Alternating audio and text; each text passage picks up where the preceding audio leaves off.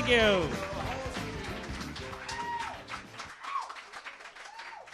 And thank you to the kind people that wrote, performed, and legally represent that music you were playing. Give us a week. Give us a pass for 1 week. We got to figure this stuff out. No one's making any money on this tonight. Just a dry run of our video podcasting ability. Where the people that are watching this, hello to you, live streaming wherever you are. I saw somebody who said they were getting up at 3 a.m. in Ireland to watch. I think him and like 500 other people are watching. So we've doubled our audience. Yeah, we're just seeing what it takes. Where's the red light? There it is. I was all right. I'm not going to let this affect me. But I am standing like a good 8 to 12 inches back because that camera gives us a great shot of your handsome face. Oh, so wait, that red light is telling us where the... Yep. It's pretty fancy, huh? Yeah, it's crazy. I paid for all this shit. That's what I do. Yeah. I take my money and I turn it into more for them. Yeah. That's good. I put it into the budget for like community. Robin Hood.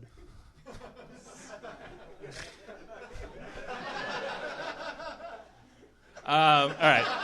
Let's not ruin their night because of this. So I'm staying at the Hilton for a week. That's why I'm wearing a shirt that says Los Angeles on it. Because I haven't been home to grab some clothes yet. Having a little bit of a premarital. Aaron and I are taking it's a tradition in our American culture. We're taking a week-long honeymoon away from each other before we get married because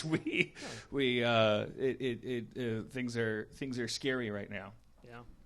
We're having dramatic times. And I can only report on my emotional part of it, which is that I'm in a hotel. I'm playing a lot of Minecraft, and I actually burnt out my laptop's charger today. There was a point where I had to leave the hotel room because the not the computer, but the thing that powers the computer. That has to be plugged in the whole time because if you're playing Minecraft, the battery lasts 10 seconds. So the charger has to be plugged in the whole time, and it gets as hot as a frying pan, and then at a certain point, I think it just shuts down so it doesn't cause a fire. Is that square white plastic thing? The square white plastic brick. Yeah, and that thing eventually, I guess it has it can only go 3 straight days before it just goes I don't know what you're doing, but you're not the president, so stop it. Hire someone to do whatever else needs to be done. I'm just an Apple device. I'm the best of the best, but I can't handle it no more. See, I lost my grammar circuit. No. That's the laptop still talking. So I went to the Universal Citywalk because I'm at the Hilton over by the Universal Citywalk. Yeah. And I went to walk over there. So all of my stories are from the walk from a hotel room to an elevator to the Universal Citywalk and very quickly back. First of all, elevators on the top floor of the Hilton, or an upper floor to the point where I had to wait a very long time for the elevator. This story gets much better in a second. I like it so far. It took a noteworthy amount of time for the elevator to come. I thought maybe there's a problem, or it must be less I don't know what hotel peak hours are. It was 10 a.m. Maybe that's peak elevator coming and going time. Probably is. Yeah, families on vacation. Yeah. By the way, and we'll get to this in a second, I don't know who these people are that come to L.A. to be where I was. I don't know. Is it it's if you live in Seattle or Florida and you're coming to California, go to Disneyland. Why are you at the Universal? Well, I think Universal Citywalk is something people have heard of, and I think sometimes that's all it needs. Well, yeah, because Universal tells you about it. They have a lot of money to tell you about it, but they also have a lot of money to tell you about Despicable Me 4. They don't. I mean, that's how they make their money is telling you shit, but you don't have to believe them all the time. They're not Disneyland. That is a shitty theme park. I think. Come on. It's not. You got to agree with me. Backdraft the experience. Well, you feel the heat. I mean, if they know what they're doing. They know that it is a place you go. I guess if you're afraid of Disneyland. Yeah. Well, the thing I like about it is the people who are your hosts are clearly, at least the times that I've been, are pretty tired. So when they're doing the whole bit, well, like the people who are, the people that driving in the trams, shows? but they're probably not driving the trams. Well, the people who are talking to you who are like, oh, and here we are at this subway station. Uh-oh, what's this? And they're just doing it that energetically? Well, it's, less, because they've done it so many times that day. Uh-oh. Yeah. Oh, boy. The dinosaurs have escaped from their pens. But then again, I guess you expected that because it's the Jurassic Park ride. It's based in a movie about something going wrong. Yeah. Michael Crichton was very inspired by theme parks when he wrote his books, Westworld and Jurassic Park, which are basically the same story, but with cowboys and dinosaurs. Anyways, as Michael Crichton often predicts in his narrative, something's gone wrong. Which either suggests that nothing's going wrong because something's supposed to go wrong, Yeah. or that you were about to be cheated earlier. Right, exactly. You were about to see a very boring dinosaur ride. Yeah. Normally, we just go around on the tracks, and you don't see any dinosaurs, but you're safe. Did you ever hear the urban legend? Rob Schraub told me this, so sue away. You in Ireland. Rob told me that he heard this story that when they first opened the Jurassic Park ride, it ends, spoilers, with a T-Rex trying to eat you, and it can't because you're on a ride, but it tries. The illusion is that it tries. That's what you paid for. I don't have to explain this to you. They get it. Yeah, they understand. You're on a raft, and the ride starts with like, "Welcome to regular, normal dinosaur park." Oh my God, something's gone wrong, etc. Okay, we'll get you through this as quick as we can. And then they get you through it, and at the end, of course, there's going to be a water slide at the end. But right before it, a T-Rex tries his best. He's like, "I'm going to still eat you." He's like a Midwestern 10-year-old dinosaur. I'm going to still eat you. I'm supposed to. They weren't more faithful to the movie. I thought it was a strange choice to have. I didn't have any biscotti. I'm supposed to eat you. It's a very lovable dinosaur. You just want to pick him up and it is cute. and not take him to the zoo because he'd be like, "What the? This is more boring than normal life." All right. So apparently, and I don't know if this is true because I think you would have heard more about it, but apparently on the initial kind of maiden voyage or one of them of the ride, an actual dinosaur tourists are in the raft. Kind of, in a sense, if the story is true. The T-Rex, the hydraulic T-Rex, malfunctioned in real life. And it kind of like Rob described it as the dinosaur going it's like you go in a raft and the person goes, "Oh shit, look out, we're gonna have to go." He didn't say that though. That's not the part that went wrong. He's like, "Oh no, look out, we're gonna have to go really fast and get past this T-Rex." And the T-Rex went,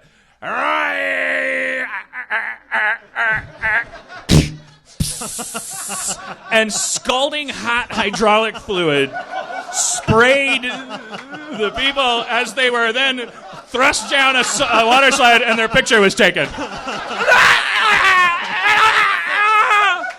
For real, more horrible than anything. And Michael Crichton's ghost was like, first of all, I'm not dead. Second of all, meta, like holy shit. And he's like, I got an idea for a third book. Yeah. Well, he does have a time traveling ghost, doesn't he? Isn't that part of his I'm shtick? sure he wrote a book about a place you go where time traveling ghosts are not supposed to do anything wrong to you. And then on page 25, I have a feeling that the ghosts start not time traveling right. I believe that story about the hydraulic hot acid spraying Tyrannosaur. Yeah, I mean, I don't know. I feel like we don't. I feel like maybe the theme parks are pretty good at not sharing. Maybe I'm a conspiracy theorist, but I kind of feel like those aren't front page headlines if nobody gets killed. Yeah, but then every once in a while somebody does in fact get killed. Yes, that's true, and that's still not front page headlines, I guess. Yeah. Oh, you also can't find out. Spencer tuned me into this. You can't find out for the life of you. I don't care what book you're writing or what industry you represent, you can't get a statistic about cop killings. I mean, cops killing people. Oh, right. That you can't find out. You can't just like how many times have cops killed people? Can't Google it. Yeah, where does it happen the most? How often? How many times a day? Did I tell you this? That I was writing a sketch. I write for Community and Rick and Morty. Please, your guest comptroller, Alex Rubens. I'm so sorry. I introduced myself earlier. My manners. No, I don't know what I'm doing. No, so nice. I'm a wreck. No. I'm in the middle of a thing. Well, you are in the I'm middle living of at a a thing. hotel. Yeah. I bought a sweatshirt that says Los Angeles on it. You look pretty put together, though. I mean, the shirt's actually funnier. The shirt says...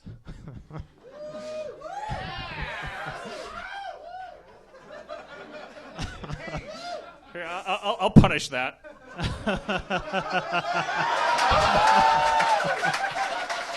Yeah.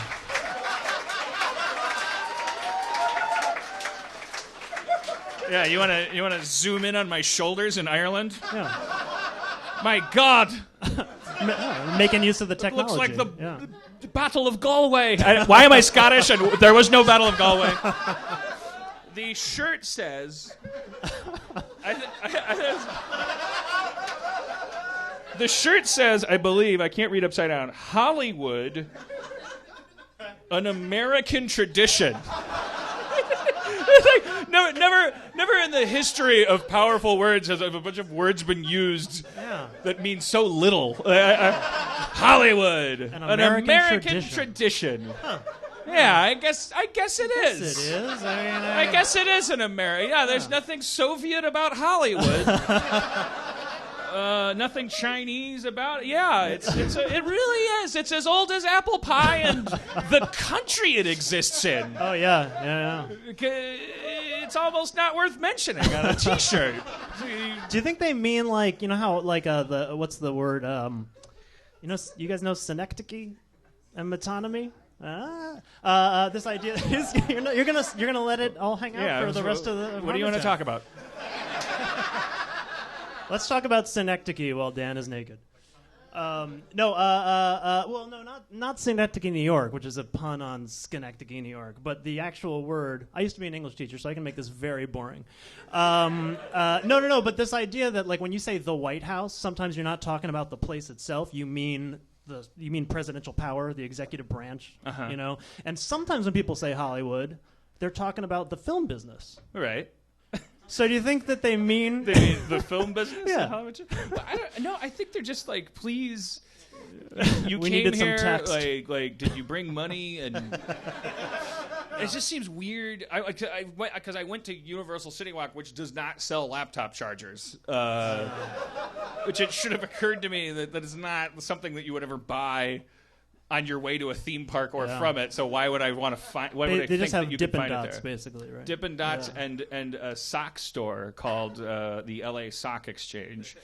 My God! It says it's the craziest sock store in the world. Do you think the name of the store came first before they had the idea to have a sock store? I think that the name of capitalism came. I can't. The weird thing is, you see people on the the Universal Citywalk. It happened like 8 times before I was like, okay, this is a thing. Like, people just stop and take a picture. But they're taking a picture of a row of neon signs that say Bubba Gump and Abercrombie and Fitch and Radio Shack or whatever is going, and then like an ad for Box Trolls 3 or something. And there was like all this security there because of some movie called Box Trolls, and I was like really offended. I was like, don't try to keep me out of Box Trolls. Like, I don't even know what the fuck is Tom Hanks in it, because what the fuck are you? Like, there's like 9 people here who could all be saving lives somewhere. Like I ain't trying to get in your Box Trolls. Wait, your Box Trolls? What were they trying to keep you out of? I don't know, man. They're just some there. movie about some Box Trolls, motherfucker. I don't give a fuck, man. I did hear that there's a lot of crime at the Universal Citywalk, or I might be making that up. No, I've heard that. It's like, that's what's really sad about like the idea that gang activity happens at these shitty. Like, I always thought I always thought gangs had like secret places they could Yeah, go, yeah, like pool halls or abandoned- something. Yeah, But they they have to go to like ice cream shops, right. and, like just bad movie Yeah. theaters. Although and I guess things. if I imagine being in a gang, and this is probably not at all what I'm sure that I'm wrong about what it's like to be in a gang. The one thing I know for sure is that I'm wrong. But I feel like if I wanted to, this is probably really offensive. If I wanted to, like make trouble, right. which is how people like me see gangs. So it must be how they see themselves. No, but I mean, if I wanted to, fuck shit up, I might go to Universal Citywalk. Well, I think what happens is that they're taking the day off from being a gang. Oh, they're just yeah. That's why fights happen, because then they run into another gang and they're like, "You come to Knott's Berry Farm, Vato." I just it's a guilty pleasure for me and my essays. Like we're human beings. If you prick us, do we not bleed? Like we like cotton candy. Now I have to shoot you. You saw me at Knott's Berry Farm, and you're in a different gang. This is not. I would, and this is why we're not in gangs. I think we would go. You come to Knott's Berry. All right, let's just hang out together. But they're like, there's something more pressing about gang business for them. Yeah. Well, the second somebody made any threatening gesture toward me, I'd be like, I quit the gang. Like, I'm sorry that I'm in the wrong gang. Like, I don't. I wouldn't. You'd be the guy who like wears like all the like all the color. They tell you like you need a red bandana or a red thing on your shoe. You're like all of the above. You'd be like this red guy. Like you'd look like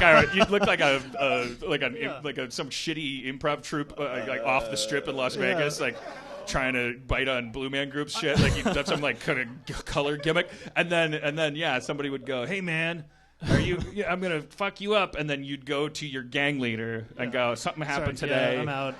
Yeah. Or I was at the circus once and I saw this guy who it was a woman actually. She did this amazing trick that I still don't. It was explained to me and I still don't understand it. That's my favorite stuff with the magic. When even though you know it's a trick and it's not what it looks like, you still are like, I physically do not understand how that's possible. But this woman had a hula hoop, and she just passed it over herself, and she was wearing different clothes. That's not gang Well, related. They wear different colors. well, I was thinking that's probably what I would do. Oh, if you would do that. I'd just pass a hula hoop over myself. You would just Zelig to whatever gang. Yeah. I would also Here's a couple other things I would do in a war. I would definitely, because I do it all the time in my dreams, when I'm accidentally in a war in my dreams, I would play dead. Yeah. And I'm surprised there's not more stories about that. Yeah. I actually talked to a veteran that was in the Korean War, and I don't know how, if he was there as part of a vet conference or something. I ran into him at a hotel. This is years ago, but I was like, man, my family's riddled with vets, and I have all this guilt about being a fucking doughy piece of shit, fucking their legacy. So I bayoneted 1 million people for you while like a voiceover played in the Well, they fought for your freedom. Yeah, and I'm like, okay, then I'll be in comedy sports. Yeah. Well, that's what they fought for. I know that's what they fought for. That's why I hate myself. Like I should at least open a Dippin' Dots or something. Something that feels, I don't know, like something. I don't know, like a bayonet store. Yeah. Like this one's for you, Grandpa. Yeah. I'm hyper aware of the decline of my generations as I think they shouldn't have shaken all those canes. It got to me. He told me a story. He's a vet and he can say this, but he was like telling the story about how he played dead. Oh, he did. And it was a terrible situation. All his friends were dying, and he just thought like a child, like I'll just lay still, and he did it for a really long time. And he says, war stories are sometimes they're the only truth that we have, and sometimes they're very apocryphal. But he says that at a certain point during him playing dead, an enemy soldier who took their territory because they all got killed, or in his case played dead. Like at a certain point, they mounted they rested a tripod on his chest to gun for a machine gun. And he just laid there, and they used his body. Wow. Yeah, I don't know why you would make that story up. That's true. I mean, like you would if you were like 10 and you had never been in a war. You'd be like, "What if?" And then what if? But he had the little hat and the medals, and he was bummed out about it. Yeah, and it was like, so it felt bummer. like real. He wasn't like high five, right? And like he was like, yeah, there's a story for you. And I was like, that makes me feel better. Like I feel a lot like I would definitely let my country down. Well, I feel like outside of movies, probably for the most part, a single soldier isn't changing the tide of a battle, right? You're mostly getting killed. You know, that's stinking thinking. Oh, well, yeah. No, that's the terrifying thing. Saving Private Ryan, and the fucking opens up, and it's just like those gates come down, and it's just and they're like, wow, that's probably a tenth of how chaotic. Boy. Yeah. And I feel nervous comptrolling Harmontown. Yeah. How will we get through this? So, why were we on that? So part of your job is to keep me off tangents. Oh yeah, like, well, we were talking about clean, Universal Citywalk, right? And looking for the tumult in your life, right? And gangs. But I feel gangs. Oh, came gangs. Off Okay, of yeah, Universal be a bad Citywalk, gang. Yeah, the guy would say, yeah, okay, we're done with that. Yeah, I'd be a terrible gang. You know, that's why they do a really smart thing with gangs. Apparently, I saw on the PBS. Yeah. They beat you up going into the gang. They're like, welcome to the gang. We beat you up. Right. Well, so then you're like, okay, I know how that feels.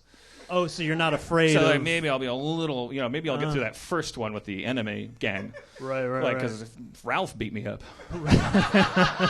And he loves me. Yeah. Do you think they really fucking beat you up? I bet they fucking go crazy on you, yeah, for sure.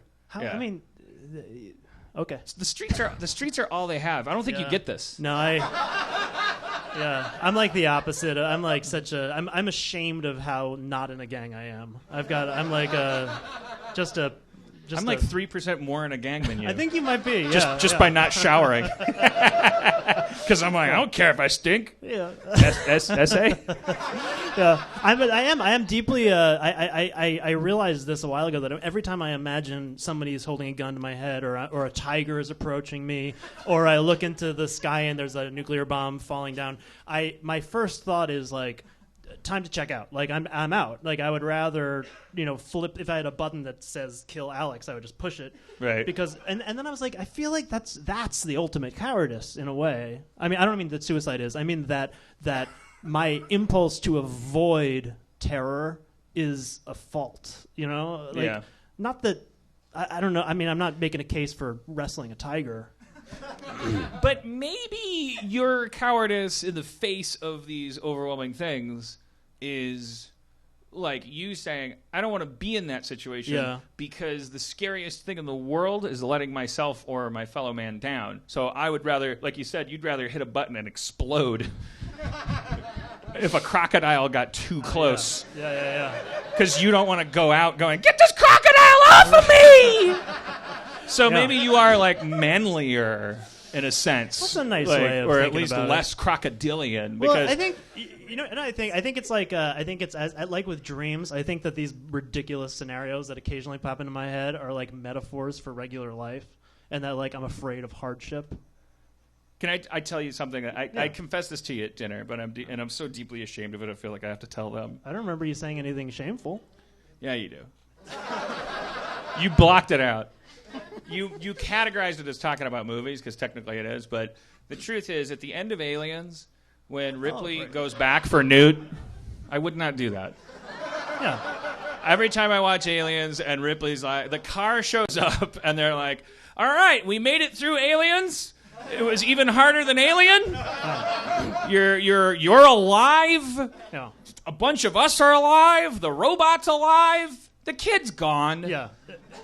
It's a bummer about Newt. But, I mean, she's gone. I mean, she was taken by multiple aliens. Yeah.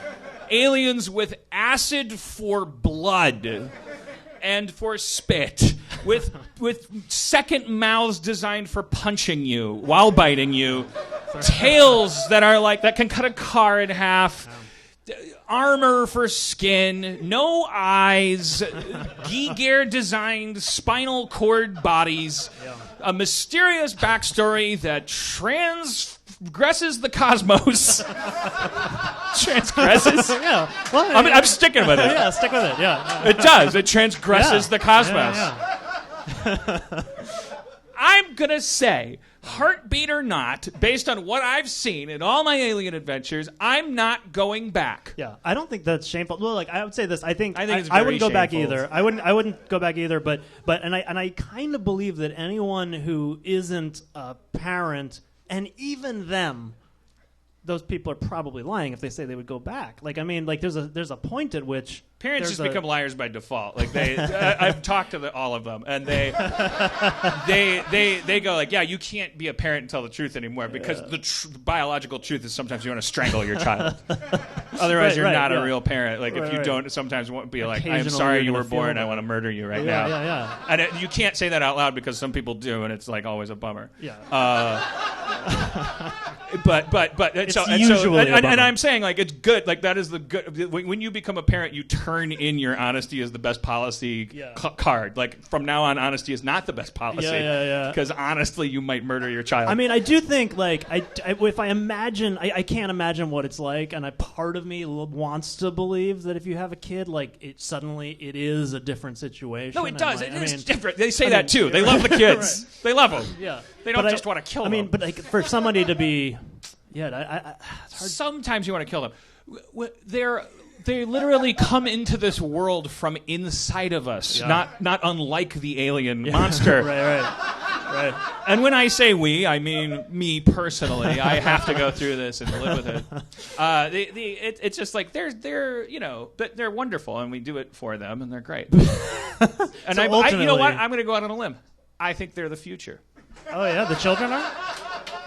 And I think that's why Do you really believe amazing that? about them. Yeah, I think they're going to be less racist and more productive and better with eye devices, and it's just going to turn everything right around. I predict the same number of wars and Guantanamo still open by this time next 1,000 years. Except dogs will be more fucked up because they'll just be like dogs will just all limp, like even golden retrievers. They'll just they'll have no hips because they're all inbred, right? Isn't that the problem with dogs? Because we can't stop loving them to problem. death. We don't talk about that. No, much. we don't. Yeah. We are deforming these animals for our pleasure. Dan, am I doing an okay job so far with the I think you're doing great. Because I wasn't fishing for. Because I'm like sweating and I kind of feel like I'm gonna shit my pants a little bit. Oh, it's the lights. Go for it. You said. Go. He wants you to shit your pants. I'm gonna do it. You're right. Yeah, do it. If you're gonna do it for anybody, do it for that guy. Yeah. The go for it guy. Go for it. In that same vein of the like cowardice of being attacked by a tiger, although almost by definition it's like doesn't even count as cowardice if you get scared if a tiger's gonna eat you, right? I mean that's like. But in that same way, they say half the time it turns out that's what you're supposed to do. In a bear attack, you're supposed to lay there limp so the bear stops fucking with you, goes away. That's like the bravest thing you can do. Have you heard some of the like? There were like new instructions about bears. And it depends on what kind of bear it is. Guys, new instructions about bears. It depends on what kind of bear it is, and it depends how the bear's acting. But I think the universal thing is if they start eating you, you have to fight. Right.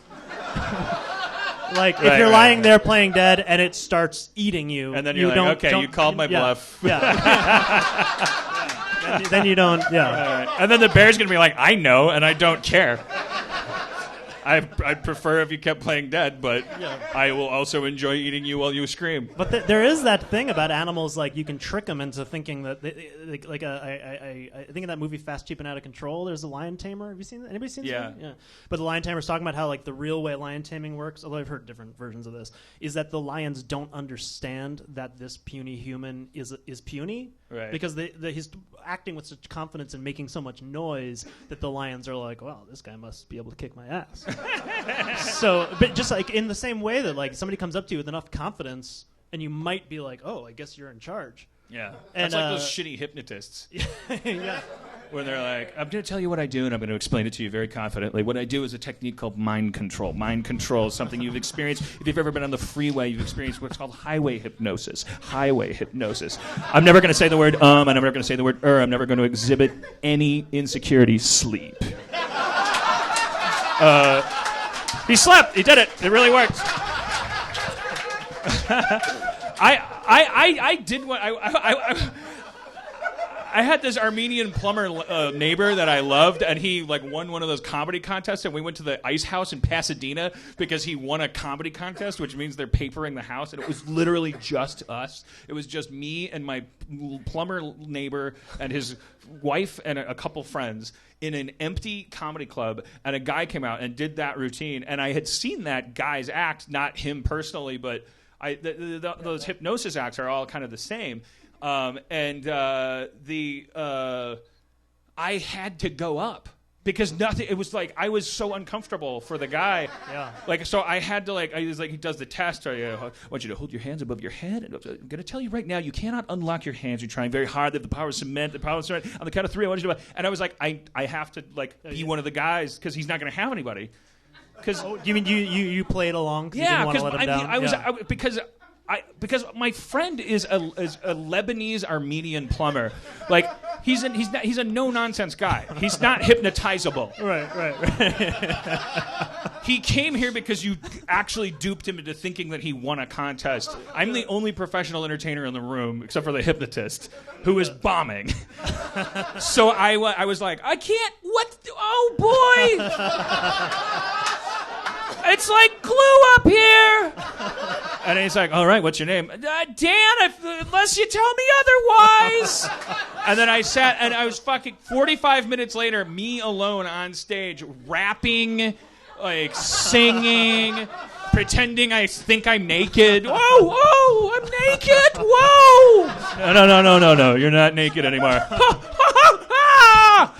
My clothes appeared out of nowhere. Just my fear of watching a fucking horrible act, but maybe that's just disintegrate in front of my eyes, and I was just like, and for real, it was racist too because he was, you know, the hypnotist acts, they're not straight out of the like pages of fucking Jezebel, you know, like they're like.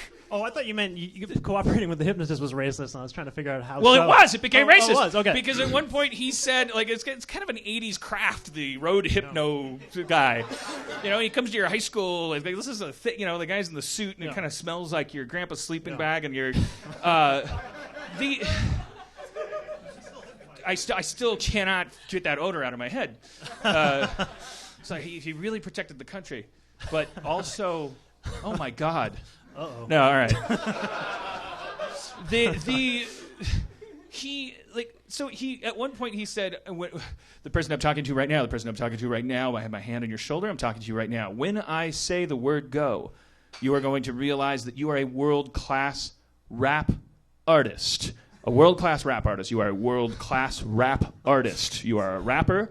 However, you are Chinese. You are a Chinese person. That's what he did. Yeah. So it's like double fucking like. Because you got to commit. Like the rap I can do without. But it's like he wants me to do gibberish Chinese. Yeah.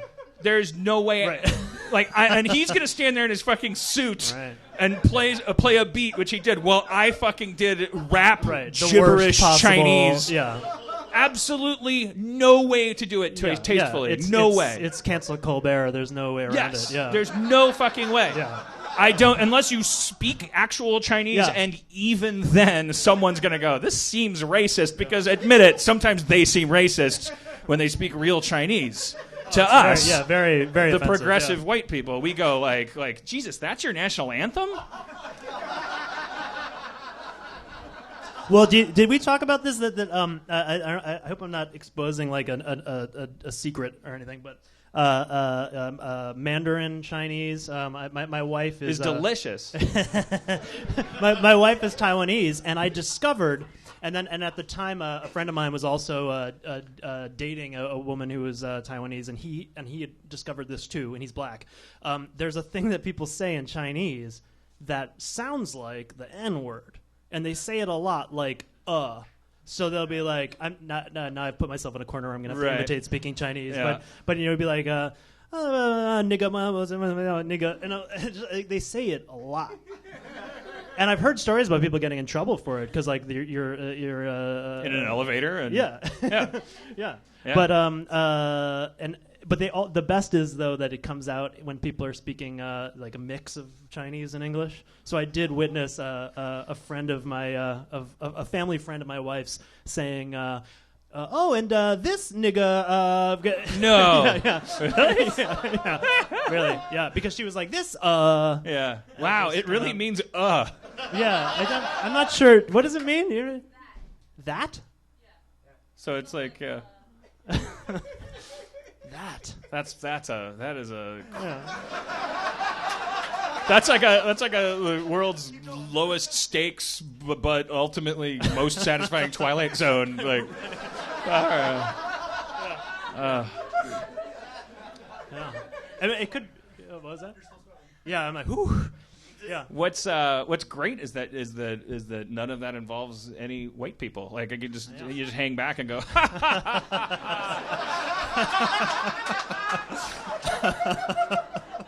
They still don't know. I wonder if they even know it's Christmas. Do they know that there's an actual white Christmas that's not on December 25th, that we only celebrate together on a golf course made of mayonnaise?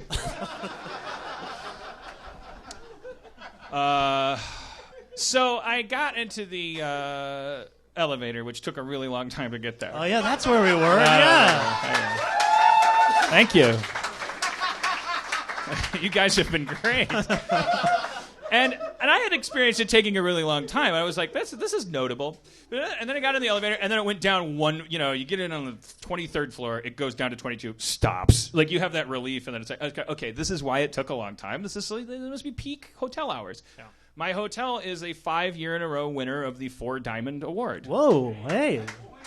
That's 20 diamonds total. Thank you, Adam Goldberg. I told that to Erin, and she said, "Do you think that a number of diamonds matter?" Like she said, "Does the Best Western in Temecula, do they win the 2 Diamond Award?" Oh, right. Sorry, Temeculans. Sorry, Best Westerners. The answer, I think, is no. I'm going to guess when I see 4 diamonds that much like 4H, it represents 4 pillars maybe of the hospitality industry, like luxury, safety, pillow size, parking. Those are the 4 diamonds. Anyways. HBO. Yeah. So I got in the elevator. I was like, it's everybody getting in. At a certain point, like, and I already fucked up the story because you're gonna imagine a crowded elevator. But that's the funny thing. You have to realize it's not a crowded elevator. It's like a gangly kid got in on 22, and then like another kid, like little tiny kids, like they're going to the pool. Like they're like pubescently averse to taking up space or hurting anybody. Like they're you could convince them to eat boogers. Like they're just like, I hope nobody talk to me. They probably don't need any convincing.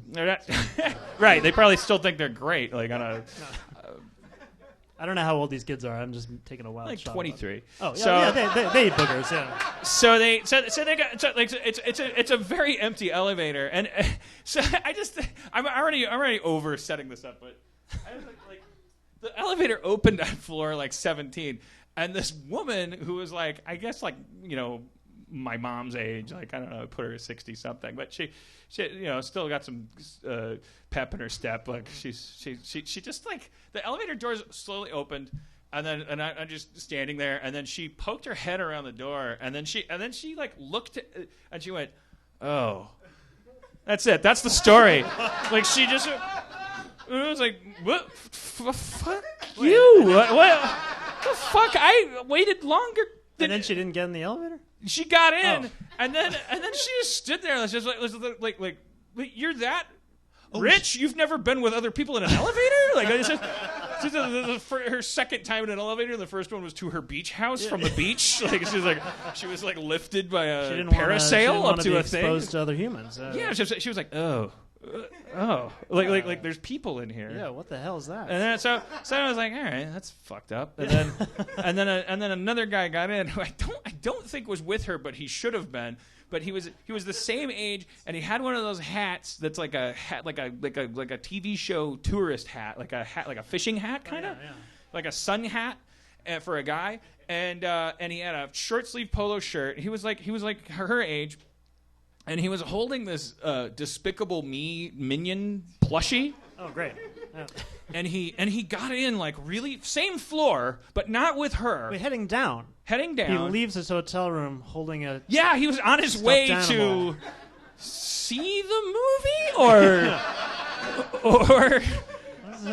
or protest a different one. Box trolls. Yeah. That's why the cops were there. And he got into the elevator, and he went. And I wrote it down. I wrote down exactly the way he said it. Because he was saying, I mean, it's like you're speaking out loud in an elevator. You're communicating with us. Like, it's not a time for you to, like, explore yourself. You know, I'm not like if he didn't know that he was going to be sending me emotional messages, like then he's insane. So he got on the elevator with his plushie doll, and he stared at the floor, and he was shaking his head, and he said, "This is insane, insane, insane." And everyone in the elevator, me and the two kids, were like, "What?"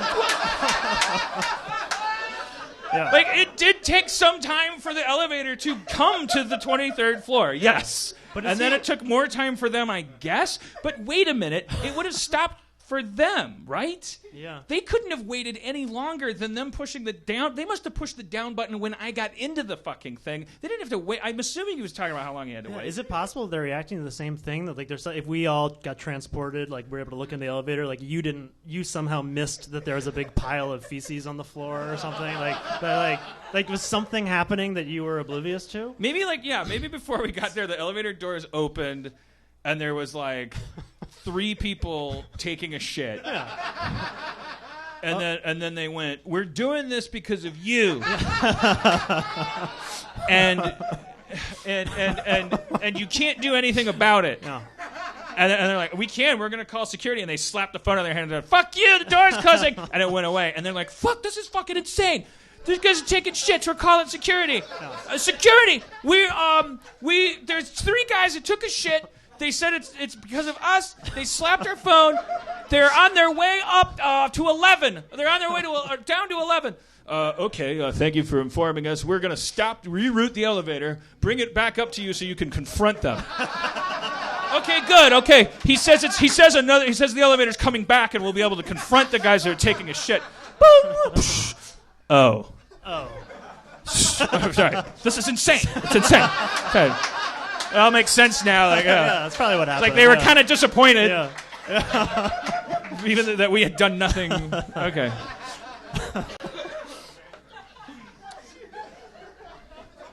So then the hotel guy that calls you the cab. Yeah. You go, "Can I get a cab?" They go, "Okay, I can get you a cab." And then he tried to do the whistle thing. Because he's seen it in movies, and it's like he couldn't whistle, and it was like, he didn't like do it until he did it. Like he acted like he had whistled right, but it was like, and then it's just waved. There's like it's 2014, and it's not New York. We're on a fucking veranda, and there's a line of cabs, and it's going. And the thing pulled up, and then while I was pulling up, he did it. I have a pet peeve about this. I don't understand. Someone explained this to me. If you work in the hospitality industry, or I don't know, what's with the third degree? From that moment forward, why does the guy got to know where you're going? Why is he still? The guy who where are you going? To I said, "I'm going to." It's a comic book store. Comic book store. I don't want to have this conversation. Yeah, it's by the Guitar Center. Like I thought he meant like because you can. Well, where are you going? Because there's 3 classes of cab experience here at the Hilton. If you want a level 5, that's with a 20-mile radius. If there's some practical reason why you're asking that question, then the information you need is that it's near the Guitar Center. I guess will that help you? Because I'm also assuming that you're asking this question because you have a fucking encyclopedic knowledge of goddamn Los Angeles. So I can just tell you a fucking place that's been here for 30 years, and you can go beep beep beep beep. Okay, all right. Here's why I asked. This is all going to pay off. But I was like, the guitar. It's over by the Guitar Center. He's like, you're going to the Guitar Center? Like he's like mad that I was like going to the Guitar. And I'm like, I'm not going to the Guitar Center. It's over there. And he's like the Hollywood Bowl. I'm like, no, I don't play guitar in a show. I think he was thinking that I was like maybe he was thinking, wait a minute, if this guy's a rock star. maybe I can save him a trip to this guitar store he's talking about and just send him to the bowl. I'll run and get the guitar for him. And before you know it, it's goodbye valet, hello concierge. Wait, did he think? Wait, you said Guitar Center, and he's like, "You mean the Hollywood Bowl?" Did he think the Hollywood Bowl is the Guitar Center? He was like the Guitar Center. Oh yeah, that's what he. Yeah, the Guitar Center. Yeah, and he thought so. He thinks I'm just like walking like a mork or something, and I'm going like I'm going to where the guitars are. Well, I wouldn't call a cab if I didn't know where to go. I'm going to the Laugh Factory. You're going to a stand-up comedy place? Yes. Yeah. He didn't understand that's the name of a place. Yeah. I went to the Friendship Place. No, my wife and I, we are separated. I go to Happy Place. No, I know what you're talking about. Take him to the noodle comer.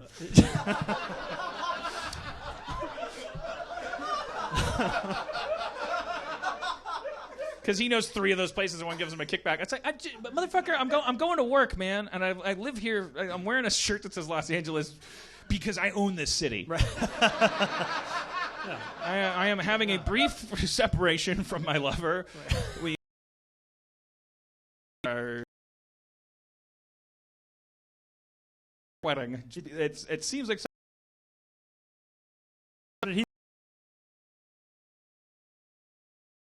Eddie?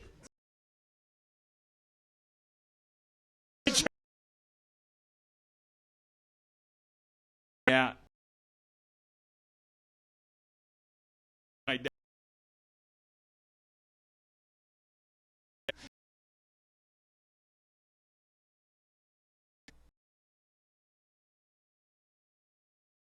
New.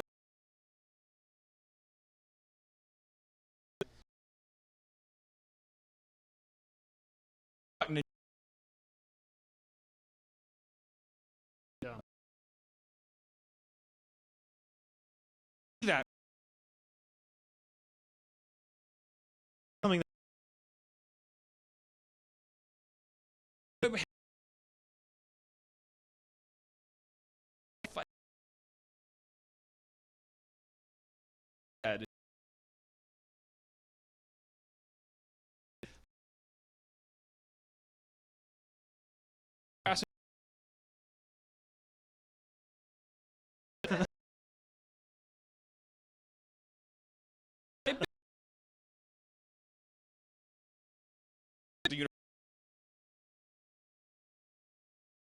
I'm gonna.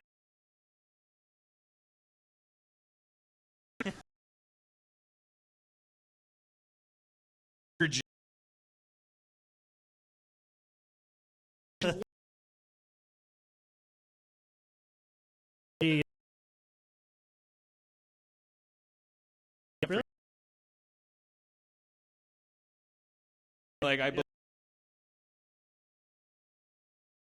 down it than the kid from Powder. right. But I can't see it. I believe Good. you. I'm poor. We're under heat Yeah. lamps. Are they hotter than usual because of the cameras? At first, I thought that was a ridiculous question, but it actually turned out, no, it's not. Yeah, maybe they needed more light. The cameras drink up the light. No, it's always it's a thing. It's lights and they're hot. Yeah. I think last time I was here, I was drunker. Yeah. I mean, Jesus Christ. Fucking. I'm like, on the verge of panicking. About how hot you are? No, just generally.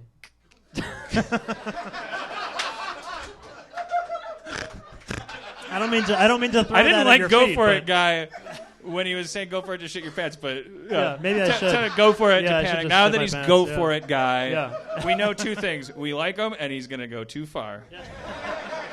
Because his primate instinct for comes in 3s. He's going to at the worst time. Get it out of your system. It's Adam. Oh, it's Adam? Oh, that was Adam all along? Oh, Adam's the go for it guy? Wow. All right, okay. Whoa! Here he comes. All right. Comes right up. Wow.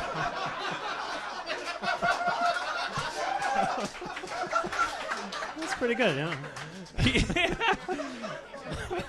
Yeah. He went for it. I like the. He practiced what he preaches. Yeah, that was good. Sometimes you gotta go for it. It's fitting that we got a glimpse of. Did you like that in Ireland? Did you like their glimpse of Adam Goldberg? Yeah. I expect your wife asked who's Adam Goldberg because I mentioned him. Yeah. But That's Adam Goldberg. And she said, "Who's Adam Goldberg?" I said, "He's the Hamburglar." Yeah. He did. That was the metaphor. Yeah. Every mythology needs like a test. Like Harmontown's a place for nerds. It's a place where you can't be bullied. Really?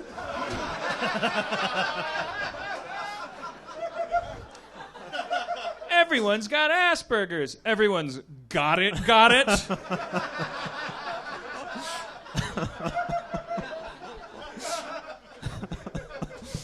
I mean, he is afflicted. Yeah. Well, that was. It's not about if Asperger's was just meant you were charming. Everyone would want it. Yeah. Remember, it is technically a disease. I got to say, I thought that was pretty beautiful. That little across the stage move with the. No, it was good, and they liked it because it was a pop. Yeah, it was quick. It was graceful. It was quick. And they liked it because they like him. And he got dressed up tonight. Yeah, he had a jacket on. He knew more about tonight than I did. So on the screen there's a news ticker, and the news ticker it's buggy, like it stalls out. So like what it said on the news ticker was small volcanic eruption in Iceland, but no ash yet. French screenwriter Jean-Claude Carrière also named as one of the recipients. Period. Like, it just stopped there. I was like, I thought that was funny. It's good, yeah. So I wrote it down. Yeah. Because otherwise, as dumb as that was, imagine me telling a story about that. Well, and then there was a thing. There was a guy, and I said, like, a shoe, but then the shoe stopped, and then the thing. Bruce Willis wears fake feet in Die Hard. Bruce Willis wears fake feet in Die Hard, everybody. You sent me a screen grab. Your friend tipped you off, right? Yeah. And it makes sense if you think about it for a second. I mean, he's running around. The actor Bruce Willis is running around bare feet on a set that is an actual building. Yeah. And I guess there's a limit to how much they can scrape up all the broken glass and nails. Rubens sent a screen grab of of Bruce Willis is like landing on his side in the shoot the glass scene, probably. Yeah, I think it's after. I think he's jumping away from the helicopter on the roof or something. But he lands on his. And it's insane how it's like wow, he's just wearing like little feet shaped shoes. Yeah. Like they have a little cuff on them. His pants are rolled up, and it's very and a little ankle knob. Yeah. It's weird when you look at it. You're like, oh, now let's talk about all the weird things that they think make a foot look like a foot. like what they think is important. There probably wasn't a podiatrist in the bunch of them. It was probably just like really awesome special effects guys going like, what about that bone knobby thing? Show me your foot, Bruce. Yeah, see, at a distance, I think about when I see your foot. And they never looked anything up, and so he's really just wearing proud foot-shaped shoes. What if he was wearing them because Bruce Willis's feet are all fucked up? Oh yeah. What if Bruce Willis has all fucked up feet? You ever see Vince Vaughn's thumb? Yeah. He's a fucking Google monster. Yeah. You're a fucking monster.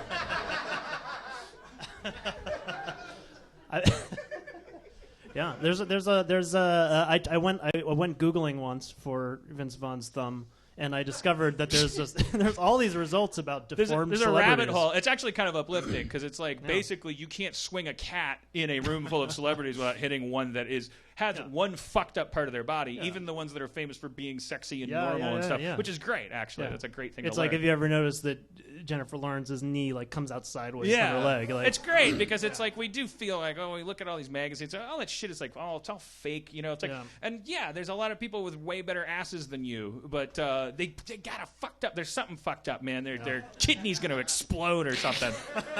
They're monsters like you.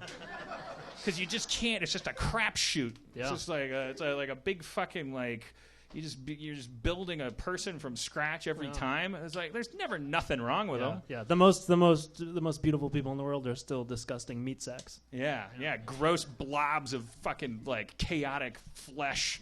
It's a that bad any sin. minute now could just explode in any part of it, and that part of it is technically some absorbed sibling that they'll never know they had. Oh yeah, we were talking Owen about Wilson that, right? has a fucking tooth on his shoulder that like kind of is like are you gonna finish that? Wasn't I talking to you about my wife and I were watching this old documentary about it's called I Am Not a Freak. You can watch it on YouTube. And there's this Chinese guy who has his twin's head on his neck, like, and it's like sort of a head.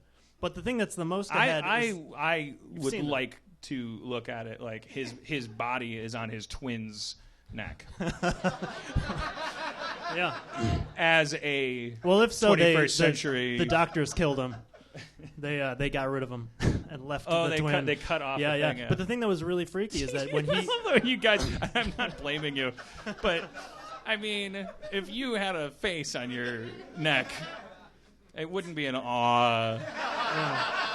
The day it was removed, like you wouldn't. It's not when the primary face moved his lips, the other face moved its lips. Yeah. It was cute. I feel like that's an old thing, or maybe that's something that happens in the world's most populous country or something. But when I was a kid, there was a guy with that exact situation. Experience. It might be the same guy. Superpower. I don't know how they view it over there, but there was the same guy. Maybe he was like a hippie back then. Maybe he was like, "Hey man, I'm 23. Let's fuck it up." What do you think? That's why? What do you think, Pablo? Oh, I agree. That's why he grew the. And now you saw the documentary. He was like, "Get it off! Its eyes follow me everywhere." Well, it's scary and fascinating because the reason that was there and the reason that the lips were in sync was that's how identical twins work. You start as the same being and split. So if you split improperly, well, I don't want to say improperly, differently. If you split differently, then you could still have the same brain was controlling two heads that were not supposed to, or were. Twins are monsters. They're no. What's weird, and I don't see anybody talking about this. How the fertility revolution is like lots and lots of twins and triplets. You now just meet. Like probably everybody in this room knows 3 people who have had twins. But you know what is not more common, I think, if I'm not wrong about this, is identical twins, because fertility drugs make you likelier to have multiple. Yeah, because and that's what's uncomfortable too, but also kind of uplifting because hey, this is what life is about. But like, yeah, I was just learning this from our friend Clay at work that his wife just had twins a year ago, and it's like I never got that. I thought they were like I don't know. I just thought it was like they were injecting the mother with like super fertility juice or something, and it just made her so fertile that there were like kids growing everywhere. like I'll take that sperm cell, right. But they're actually they're implanting blastocysts or whatever, zygotes or in the lining of the womb, anticipating that most of them won't stick. Yeah. But I mean that's life. Yeah. A lot of them don't. I mean, not everybody has twins. Yeah. Like, and that's why you get those like octomoms and stuff. Yeah, those octomoms. Yeah, all those octomoms. Yeah, is because sometimes they'll keep pushing it, And as we have established on this show, doctors have absolutely no. They're identical to serial killers, but they had a support system. You can find a doctor that'll be like, well, maybe if we put 9 babies in there, right. I feel like you got a 10% chance, so 9 babies will equal 1 baby. And they're like, it's all 9 babies. And he's like, well, call the press. I'm an amazing doctor. Well. You spent all the time wondering if you could do it. You didn't stop to think if you should. I didn't have a table to Goldblum. Speaking of Jeff Goldblum, let's bring out our Jeff Goldblum, Spencer Crittenden.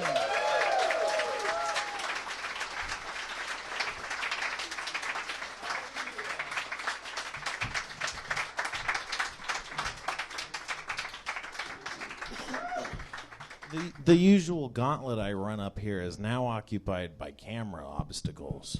Yeah. It's even more difficult. It's that's the price of success? I guess it's the price of success. How are you guys doing? What were you talking about? Doctors? Yeah. Elevators? Yeah, doctors, elevators, twins, gangs. Twins? Gangsters? I mean, I, like you, am very Gangster preoccupied twins? by the With Minecraft. second faces? I want to get back to the Minecraft. The Minecraft discussion? The ME storage. Oh, yeah, let me tell you something about ME storage. Those stack sizes don't cap at 64. You're fucking I know it's a with me. joke to you guys, but I'm fucking. It's no joke. I'm not going out after the show. I don't care how many of you want to talk to me about how amazing I am. I'm going back to a hotel room to play Minecraft because of how exciting it is for me that the stack sizes have no cap. It's great. It's like the Internet of Things on Minecraft. Is this a slightly heightened Spencer today, or am I imagining things? I mean, Heightened, like it's the opposite of heightened. Yeah, but if anything. but you heighten your Spencerness, which is not itself loud and. You mean just like being like a giant douche or whatever? Yeah, a giant dude. Yeah. No, I think he Spencer, means you're have not you elevated yourself? Yeah. Have you gotten extra high tonight? Well, Oh yeah, I guess that might be what I'm. I don't know detecting how there. many people know this, but I was in Pittsburgh over the weekend, and you can't take weed on a plane. Oh, so you Shut up. you just got to go for it. Smuggling, go for it. Wait, did I tell you this? so what- This friend of mine was telling me about how to bring weed on a plane, and I thought he was joking, and then years later found out that he was serious. He's just like, I just take and just throw it all over my bag. I just like tear it up and just throw little bits of weed all over my suitcase. That's And then really fucking genius, man. That wouldn't come up in the scanners like at all. It would just be, oh, he's got lint in his bag. Yeah, well, that's what he said. And I years later, I found out he wasn't joking. I thought he was doing a bit. No, that's blowing my mind. Like, Yeah, and then I was like, well, then don't you have to you have to empty out your entire suitcase and shake out all? And he's like, well, yeah. And then you gather it up on the floor of your hotel? Like, what? You do some weird things, man. When I was in the Pittsburgh hotel, I ended up finding some, and I didn't, they always say it's going to cost you money if you smoke in a hotel room and stuff, and I don't want to do that. Pay money, I mean. So What do you mean? What do you mean by that? if you smoke in a hotel room, Like a they cigarette? charge you $200. If you smoke in a hotel room, If they can say smell the. that. Yeah, why?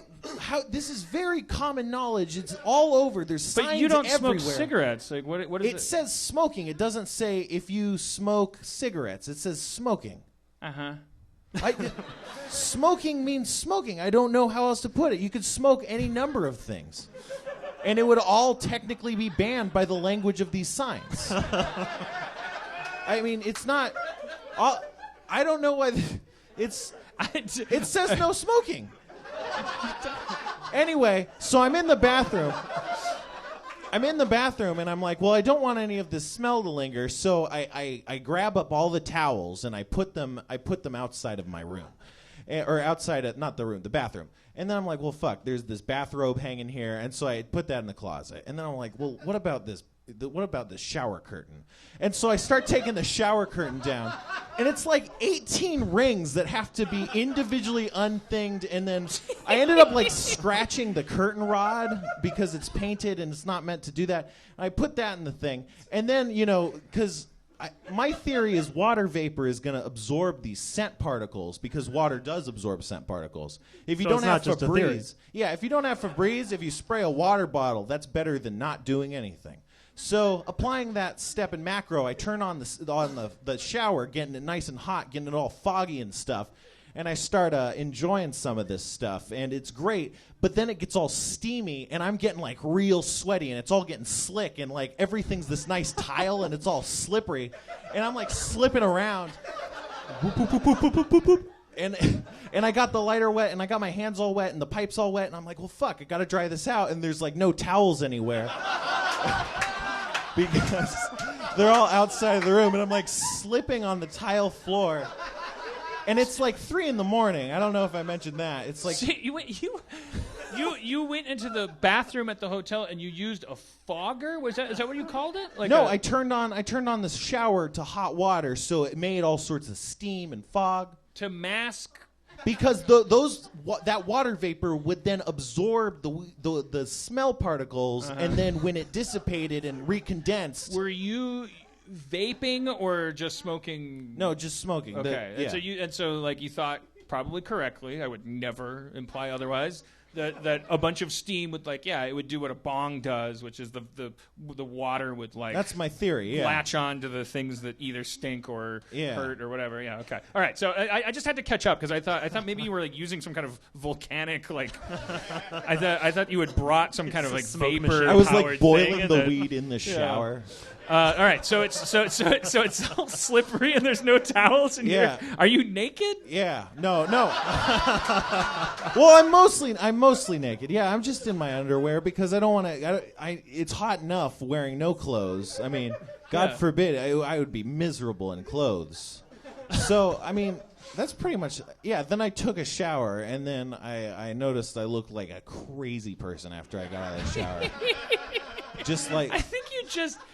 Well, I mean, I know that you know this. You just got high and you freaked out. But my skin, because all the hot water makes your skin really red, and flushed. And then since I was high, I had these just death brown circles under my eyes. And then my eyes were just solid red, And I just looked like an inhuman creature.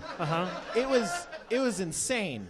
Well, I'm not saying you asked me to help you with this, but the next time you travel and you want to get high in your hotel room, I will send you $200 and a little on the top. Yeah, well, because I don't think they're talking about pot. I know they aren't, which but they don't want you to smoke even in your own home. If someone's having a bad day, they're going to charge $200. Yeah, exactly. I mean, so that's fuck them. That's the price. That's why you that's tip their price. the cleaning lady. You tip the cleaning lady a lot of money. Yeah, all of it. Wait, sorry, just to backpedal a second. I don't want to spend too much time on this, but this story started with you saying that you can't bring weed on a plane. You can't. But then you did, so you just got some, though, when you got there. Yeah. Okay, but what's the relevance if you can't bring it on the plane? It's he's not going to count on that. Well, this was pretentious of him to go, hey, I'm Spencer, I'm here. Right. Yeah, I finally. Yeah, this was the final triumph. It was the last night I was there. It was. Okay. This was my score. After a long. Yeah. By the way, about I had to buy a lighter off of a tattoo convention attendee. There was a tattoo convention in town. I mean, I should mention I was in Pittsburgh to do this. There's this improv group called the Knights of the Arcade that do this comedy show called that's what it's called. Out of this bar called the Arcade Comedy. No, it's not a bar. It's just a comedy place. Arcade Comedy. It's not really comedy. It's more of a misguided attempt. And they put me up and they had me come out there and they made me this T-shirt. It's pretty nice. What's it say there? Philadelphia. Pitsadelphia. Home of the sandwich. Home of the sandwich. It's true. They made that shirt for you? Well, they made a small run, and I think they were kind of selling them, and they gave me some. They actually gave you one, Dan. I have one. Oh. So I mean, you have plenty of clothes coming in. A couple right of people. Can I ask one thing about pot on a plane? Oh, yeah. Why can't you just put it in the bottom of your sock? Like they make you take your shoes off, but you could just walk on enough pot to get you high for 4 days. If you split it up into each arch of each foot. Yeah. They're not, especially if you volunteer to go through their fucking. I think it's one of those things where I'd it's rather shove it up my ass or something. Well, all right. I mean, you use a condom, it's fine. Okay. I do think that, look, for the most part, they're probably not looking for that, right? So, for the most part, I bet you could get it through. I was at an airport, and I saw this woman, this 20-something woman getting escorted away, not in cuffs or anything, holding a samurai sword. I was like, what the? And I said to the guy waiting there, I was like, would she try to bring a samurai sword on a plane? And he said, well, no, fortunately, we stopped her before she got to security, or she would be in jail right now. Although it's an interesting distinction in itself. I guess she hasn't actually tried to go through security. She hasn't yet clearly. Although if she's in line, That's just the same thing, isn't it? She's Yeah, it's planning just on this- bringing this samurai It's sword. just they were ineffectual and couldn't get her there in time, Yeah. so they caught her early. Also, airports are where thought can be a crime. The people get, people have tweeted. You always knew you couldn't make a joke. You can't say hi to your friend Jack too quickly at the airport, or you could get thrown in prison. Yeah. That's true. That's true. Yeah. But a guy It's a thinker. tweeted. I think this was in the UK. A guy destroy America? tweeted a joke. He said he was going to go destroy America. But that means party in Britain. Yeah, it was something like that. But he tweeted it, and after he got home from the airport and hadn't destroyed America, people showed up. Oh, and then they got him. Yeah. Oh, that's at his that's home. weird. It was like halfway into it. He's probably pajama bottoms around his ankles. It's like, I just got back. I haven't been able to watch Why were they around his British ankles? What Debbie Does Dallas. Debbie requests permission to do Dallas. Anyways, you'd rather shove it up your ass. I thought the objective was to get it into the city. I would put it in the arch of my foot. I mean, see, for me, ultimately, the reason I would never do any of that is just because I'd be too scared. It's like I feel like you'd smell it if it was in your foot. Your feet get all hot. Who smells it? I mean, the people whose job it is to get that stuff out of there. I mean, are they looking for it? Many things, yeah. They want you in jail. Don't first get mad. and foremost. No, I mean, but yeah, well, then his friend scattering his weed throughout his suitcase doesn't. It's fucking genius. All right, I can't. No. When you have your feet, that's like a small heat engine. That's like it's heating it up and it's making it smell danker than usual. It's like when you get in my car on a hot day. All right. But on your feet. All right. Well, I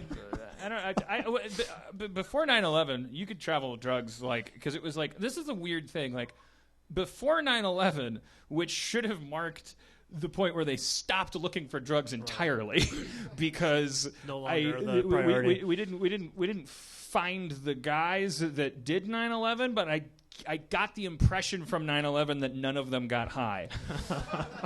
Just based on the shit they were into. They weren't planning it in a room with black lights. I feel like maybe if they got higher, it wouldn't have happened. So I felt, but suffice it to say, definitely, okay, let's stop. Let's focus all the German shepherds on smelling things that can blow stuff up, and let's forget about the other stuff. I could go on and on about that, but I'm not Doug Benson. But the crazy thing is that it's before 9/11 when you could actually travel with more drugs. It was. I remember my friend in Milwaukee, accidentally, because it was just so nonchalant. If you were a casual pot smoker, you would have maybe a rolled up plastic bag of weed in your jean pocket, and you had to put your keys in your wallet in a little plastic thing. You walked through a metal detector, and one time my friend went bloop and put a nickel bag of pot in this plastic thing, and the security guard was stunned, went and he went oops, and went like that, and started going through the metal detectors, and the person went, "What was that?" And he said, "It wasn't metal." And it worked. And they went, "All right, go," because he's not going to use that to hurt anyone. Did I tell anyone? You this story? My 10th grade geometry teacher was this really fascinating, strange guy who was the last person in the world you would think would be telling a story like this, was talking about how he got arrested. Even this is a strange story to be telling your 10th grade geometry class, because I think he was arrested for drunk driving, and he's just telling us this story. I don't know. But he said that he had a block of hash in his trunk. And I was at the time picturing like a bale of hay, but I assume it was just a little. But they impounded all of his shit, and he spent the night in prison. And he's just well, they're gonna find my. And this was in Alabama or something. He's I'm dead, And then again, this is a 10th grade geometry teacher telling his class this story. But he says that he got out to the little place where they're handing your belongings back, and checking it off, and they were car keys. I don't know, gum. trying to lead up. Wallet. Yeah, wallet. Geology textbooks. Geological sample. Skittles tropical. Geological sample. Yeah. The cops just handed him his block of weed. They just assumed from contextual clues that it was. Looks like we put another innocent in here for a while. Give him back his educational materials. Yeah. Guess he'll be trying to improve the country for a while. Yeah, well, boy, yeah. If you let everybody out of prison right now who was in it for doing shit that doesn't hurt anybody, we would save a lot of money. Yeah. And no one would get hurt. And look it up, Google it, get mad about it. I'm 41, I don't care. Except a lot of people my age are, including people I knew in Milwaukee. Like, I knew a guy who got busted, and like he they had this rule. I think they still have it. They might have just recently changed it. Like, fucking like if you had a plant that counted, like they could weigh the fucking flower pot. That's an exaggeration, but it was something that absurd. It was like if you got caught with a plant of marijuana, they could weigh like it all or something. Oh, wow, it was like, wow, you've got 1 million pounds of it comes out of the ground this. Yeah, made by the earth. Made by the earth. Bringing it all, a couple of strands together from earlier, and I'm going to try to bring a couple of things together. Chinese but I'm not people should get more high. Chinese people should get more high. They'd be less racist. I was Googling, and you were talking about how cops, you can't find statistics online about. Mm-hmm. I think I told you the story. I was writing for Key and Peele, the sketch show, and I was writing a sketch. Thank you. I was writing a sketch. More for Key than for Peele. I was writing a sketch that I think didn't end up being on the show, or maybe it will be. I don't know. But because I was writing this sketch, I was doing a little research, and I was Googling. How much does it cost to buy a nuclear warhead? And then I'm like, well, okay, it's coming up with like the price of nuclear war. I'm like, how much? Like black market nuclear war, and I'm Googling all this stuff like very specifically because I'm like, and then I got really paranoid and nervous about it in that same don't make a joke in the airport kind of a way. Like my Google search history is now someone trying really hard to get his hands on a nuclear warhead. Yeah. So then I just Googled. I am a comedy writer in the hopes that that whoever was looking through the search would be like, oh, okay. Yeah, they're like, this guy's ready to pop. Like, if you had said I'm a senator, they'd be like, maybe he's you know what? I'm in this habit of then we play D&D and then we do the thing. But you just played D&D out abroad. There's nobody. The regulars aren't here. I think you expressed to me a very intense interest in taking a break from D&D this week. I might have said something. I mean, I don't know how intense that interest was.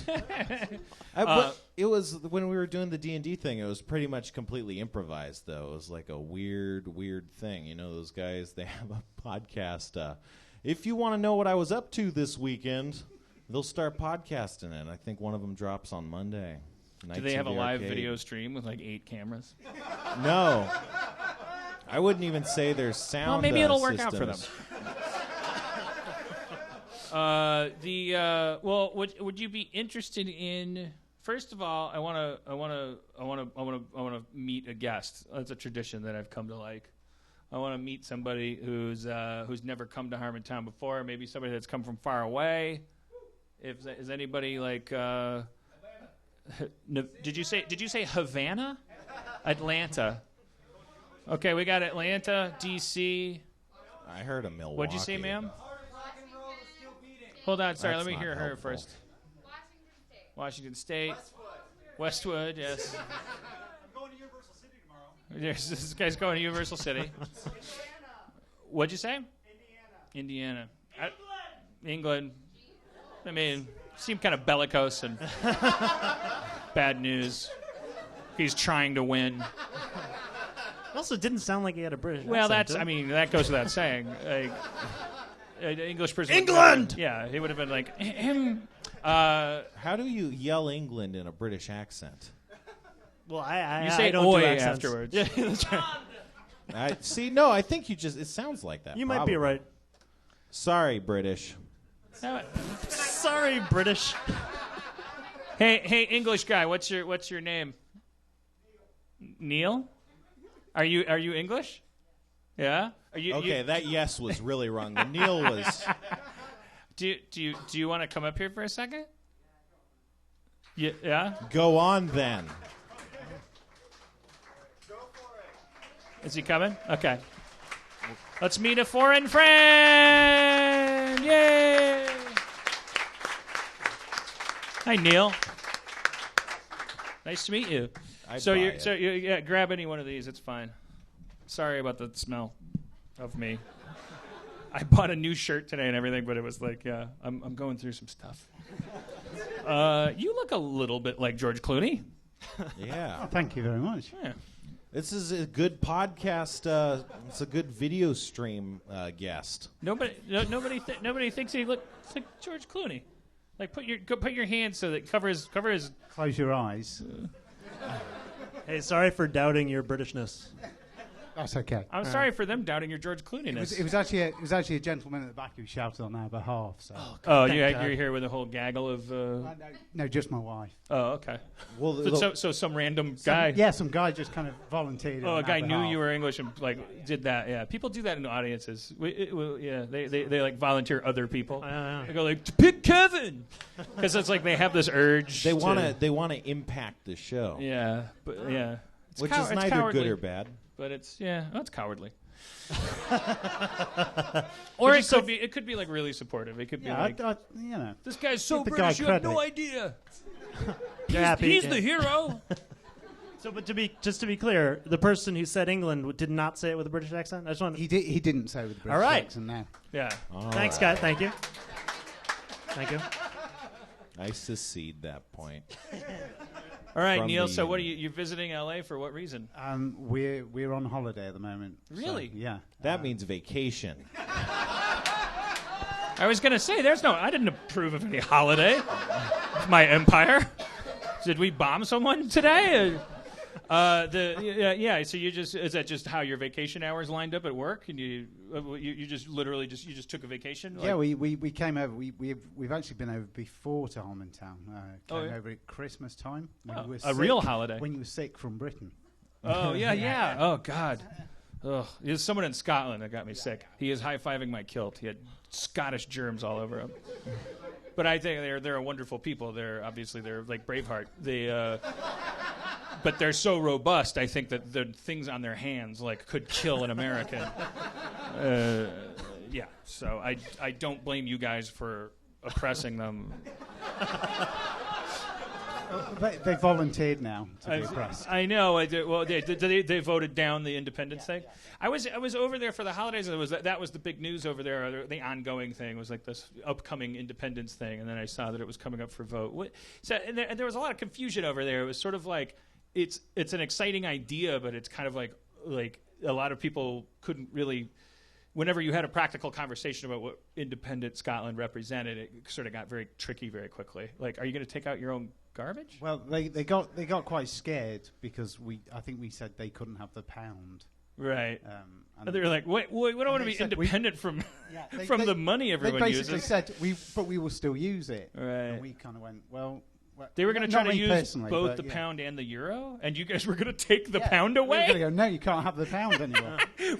We're taking our ball back. We can put a Scottish detecting microchip in our money, and if you use it in Scotland, it'll turn into a spider and sew your mouth shut. And it'll put a sarcastic crown on your head and then explode. Spider egg crown. Because they have that old spider thing. Yes. On their money. Oh yeah. They have Scotland has like this spider thing. What? Is this real? An actual? There was some guy, the George Washington of Scotland. He watched a spider make a web before he. It's not exactly crossing the Delaware. I'm kidding. I don't know why I have to say I'm kidding. I'm not some jingoistic let's do funny comedy about how George Washington's better than some guy named Mick Stevenson.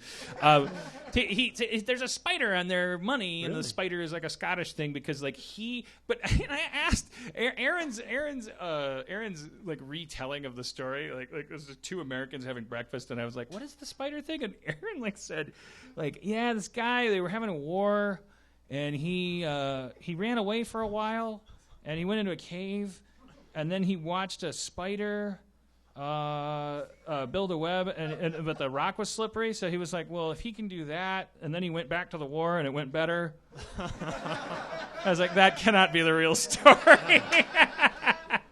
But I think it was more like he was in that cave for a brave reason, and the web was a way of measuring time. Well, it's kind of similar to Spencer's story in a way. With the slippery bathroom. Yeah. If Spencer can get high in a moss-lined... and any of us can do anything. Yeah. Sorry, I didn't mean to interrogate you about Scottish history. It's okay, I don't know much about it, to be honest.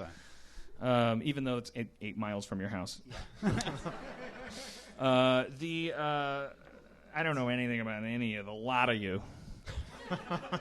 I know you all have too many different accents for a tiny little place. Like, I don't understand how you can talk so different. It doesn't make any sense. I guess because in ancient times, if you walked 6 blocks, that was like, it took longer. I think it's because there's a lot of mountains and the fact we've been invaded by a lot of people. Yeah, so you'd be like, hello, I'm going to climb over that hill. I'll see you later, Fred. Yes, we'll see you at the holiday when we talk exactly the same. Very well, cheerio. Oh, fuck this fucking hill. Oh, fuck my hill. Fucking god damn it. Oh, go fucking down. Fucking, I don't talk. Oh, fuck. Oh, fuck, I can't remember how I used to talk.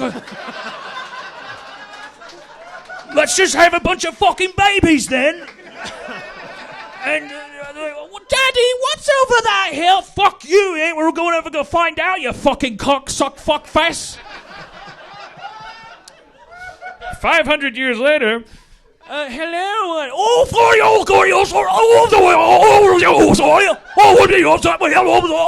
what the fuck are you saying? It's an old spider, they'll spin a web and see what I go. Jesus Christ. Something like that. I imagine that's how language... That's like sort of roughly how it went. Yeah. All right, so let me throw this out to you, Spencer, okay? Okay. Because the people are addicted to a kind of like narrative cap that we put on the show. Are they? Yeah. See? If you had the excuse that you were only doing it because I was putting you on the spot and you weren't supposed to be good at it and it was all my fault, so anything that went wrong, you could blame me and you don't have to want to do it. You don't even have to say yes. I'll make you do it. Would you improvise dungeon mastering for a new kind of game set in outer space where we're like space people and we don't have character sheets because and you just kind of like you tell us what we can and cannot do like we're 6 and we're on a spaceship. Oh, I like it. And then we say, I'm going to do this. And then you're like, that's your turn. And you roll a die, and you're like, well, that's a high number. I bet you got that nailed. That's vaguely... Yeah, that's like, not that. but it's in space, so it's still magical. Well, wait. It's magical? Well, it's saying it's high-tech. like trope-driven. Yeah. Like it sounds trope-driven. It's like you can make shit up, and it doesn't have to be like, wait, you said 3rd Street. Then, Yeah. I mean, I'm down. All right. Yay. Should we get some estrogen up here? Sure, yeah. That's a weird I don't way know why to I put asked it. Rubens. Isn't that a better way of putting it than? You're reducing. Well, nobody wants to be a gender dehumanized. to a chemical. That's pretty reductionist. But in a lot of ways, that's very progressive. Do you think it's progressive that I based it on a chemical? Well, no, I just want to come up. Okay. All right. Fine. I mean, Yeah. I would say that's very womanly, but that would be horrible. Caution me. Yay! Yay! We Hey, did guys. it. What's your name? I'm Stacy. Stacy? From Washington. Well, Stacy from Washington. Okay. Hey, guys. All right. Hey, before we start, can I tell Yes. you something really funny? Okay. I just have to do this. So I too had to buy a sweatshirt, and I was thinking about it while I was getting ready, and it's a I love Southern California. You can't see because I have. I swear I saw that one. Where were you? Target. Oh, okay. Target. It's just, probably just one Anyway, thing. Yeah. well, you wouldn't get this color. I mean, I almost I was like, well, I should just commit but to it's what's better. happening here Yeah, I think it's better on me, but it's cool. And then the next one. because of the estrogen like It is. running through your The brain. next funny thing is there must be a hypnotist in the audience. Well, there probably is one. No, Yeah. Why? it really is. It was hilarious because it made it that much funnier because he was like, they were out of control and we're right behind. And he's just like, Oh, he was angry. He was upset I about mean, the. it was kind of, there was a little anger. I mean, there was. There's an indignant hypnotist. Well, can I say one thing before we bring him up, which I think is only fair to let him know? And obviously, I know the rest of you know it, but when I snap my fingers, you're going to remember you're not a hypnotist. I'm sorry. Thank you very much, Troy. All right, are you coming up? He's coming up. He's got a Pac-Man shirt. He's going to gobble up our time pellets. It just made it so much better. Okay. All right. Free for all. Hypnotist coming up. Are you? I like it. I like the Pac-Man shirt. Oh, and it says Oh, nom nom thank nom. you. Hello, sir. What's your name? My name is James. James? All right. You can move that. That's just... Sit on my stuff. All right, James the hypnotist. Where are you from? I am from Tustin, behind the orange curtain, as it's called, up here. Okay. Do you know any canyoneers? I think that's where canyoneers are from, isn't it? Canyoneers. All right. Never mind. Sleepy king. All right. So you're a hypnotist. I do have a caveat. I'm a hypnotherapist. Oh. I do real hypnotherapy. But that's not trick hypnotism. Yeah, you don't perform Yeah, at the no, Ice House in Pasadena. That's just like therapy. I wasn't doing an impression of guys that yes. help people. Like, Yes, I am a hypnotist. All the way from the land of Tarzana. boy. All I right. thought it was Tustin. Man, I think your anger was a little too much. Misguided, It was. but as was your bringing Well, him let's- up. And, maybe he and, It's should- all my fault, guys. I This mean- guy totally made me look Well, like maybe an he ass. has a defense. Maybe he has like some reason he'd like to share with us. You know, a reason for wanting to be up here? whatever. Spencer. My love is not enough. So what's Well, your no, defense? because all of them are thinking, I'll be on stage too. Fuck it. Like, that's the problem with... I mean, there's cameras now. Now everyone wants it. But, Well, there are a lot of bad hypnotists in the world. Uh-huh. Not like good and evil. Just like skill-wise, very, very untalented hypnotist. So you're just saying that his was just a one-off and it's not indicative. It's very possible not to put words in your mouth. Well, Like sure. indicative. Yeah. Okay. I bet that guy was a shitty hypnotist. I think probably that's was. what Dan was saying. Right? Yeah. Yeah, I think... Yeah. So Cool. space. So space. All right, so can you make us feel less awkward? Yeah, it's called Kettle One. It's right here next. All right, to you. yes, I'll take that. No, tell us like, Ta-da! how in the psychological community. In the psychological community, yes. I'm not hypnotizing you. How You who I'm touching right now, you're about to ask me a question. That question is now going to be... I don't get how it. highly regarded is hypnotherapy? Is it? It's it, in great, the psychological profession. Most psychotherapists or psychiatrists go to like a weekend seminar, and now they're hypnotists. It's fully great. trained. It's great. It's a great profession. and you did more than that? I studied hypnotherapy for a year in Tarzana. That's why shout out Tarzana. But My brother got hypnotherapy, and it's crazy. It really changed his life. He went from being like a kind of a punk kid to like a crazy-ass bodybuilder with all this drive and devotion and stuff. It's amazing. But he still smokes cigarettes. He doesn't. No. Oh, really? You know, he stopped smoking, drugs. What did and he go stuff. for? Is that what he went for? Yeah. Addiction This stuff? guy that was his hypnotherapist, he actually studied in India under like gurus and shit. Like it was some crazy ass business. that may be a cult. You might want to talk to him. If it worked for him, I mean, sign me up. I'll drink whatever Kool-Aid. You know, it was Flavor-Aid. It wasn't Kool-Aid. I told this story before. I know it about Schraub went to a hypnotherapist, and that's what that Community story was based on. When Pierce tries hypnotherapy on Britta, because there's a real story from Schraub about how he went to this guy, and the guy gave him this tape. It was like, I made this tape. You can take it home. You lay down, relax, go, and it'll be me talking. It'll help you be more secure and stuff. And Rob played the tape, and it was like the guy was like, you know, you can hear his screen door opening, and his wife's putting away groceries, his dog's barking. It's like, this guy's pretty bad. And then he went in for an in-person session, and Rob, he put Rob under, and Rob was like me at the Pasadena Ice House, was like, okay, I'll be under. And then the guy fell down and hurt his leg, and Rob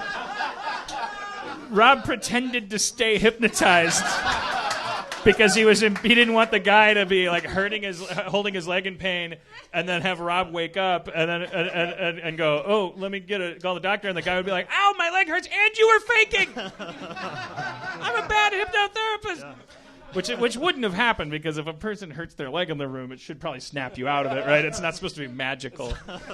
So he kind of actually did the opposite there by pretending to. He's going to okay. Oh my God, I'm going to die, and I'm just too good a hypnotist. I'm going to die, and nobody's going to help me. Yeah, why didn't you just snap him out of it? Like, snap out of this. And, when I snap my fingers, you will get me to the hospital.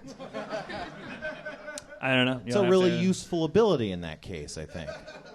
All right, so that was, we did good with you, right? Well, I like to think so. All right, well, let's have a hand for the hypnotherapist guy. Thank you, everybody. That means I'm going to make you disappear. You're supposed to... Yeah. And now, when I snap my fingers, I will... Let's give him a hand, everybody. Yes. You see that, Rubens? Yeah. I mean, it seems like a bit that he could not take a suggestion, right? I'm not even supposed to be that good at it. He's trained highly to resist suggestion. Oh, that's what it is. It's like bouncing off of him because he's like armor-plated. Okay, yeah. Spencer, when you said you see that, Rubens, were you criticizing my comptrolls? That was a little dig, yeah. I mean, you're doing fine. I don't usually get digs from Spencer. Yeah. I mean, this is my element, if I could be said to have one. Wait, what's he supposed to... You think that was on him? I don't know. It could have been. Oh, no, come on. I make these people come up here. Spencer, we talk about Spencer and me for a second? Sure, we have time? I don't know. I love this guy. This guy is one of my favorite employees. Thank you. Spencer, and I'm one of Spencer's employees. Yeah. And Spencer and I get along great, but he did once say that he thinks I might be a monster. Yeah, so, I mean, I'm sure the podcast listeners are familiar with Matt Roller. Yeah! Yeah, no, I knew you wouldn't. But he also, he's got a edgy kind of, he might be on the edge kind of. I think he's meaner than I am. I don't think I've got that meanness. Yeah, but that's the thing. That's what it is. It's like that's the guy that you see at 2 a.m, and then you look away, and then you see him again, and he's way closer to you. Yeah. He's got a smile, but he's also got a straight razor. Yeah, he's a little terrifying. Yeah, it's that exact charm that you possess that makes you seem like Matt Roller is too obvious, Oh, you think that I'm a smoother Matt Roller? Well, in that sense, yeah. Like, if he was actually doing that, I think he'd tone it down more, Like, because you're always so I'm scarier than him because it seems like I'm... Because you could be putting it on because you're so charming. Well, that's nice. Thank you. I think honestly what you're detecting is that as I think is to some extent true of all of us. All of my your charm. 2 penises. Yeah, we all have multiple. I mean, men have 2 penises, women have 1. I told him that in the green room. Let's just get through this tonight and go home and Google the fuck out of him. I think you're detecting the artifice over my extreme discomfort, not the artifice over my psychotic. He's a but I mean, it's the same thing. I'm the same way when I'm. Yeah. It's very uncomfortable when I'm trying not to but serial kill. You don't when you're trying not to? Yeah. Well, that's what the artifice is for. No, it's not the same thing. I think that's not what I was saying. No. Whatever. I think that. All right. No, I don't want to talk about it. All right. Well, okay.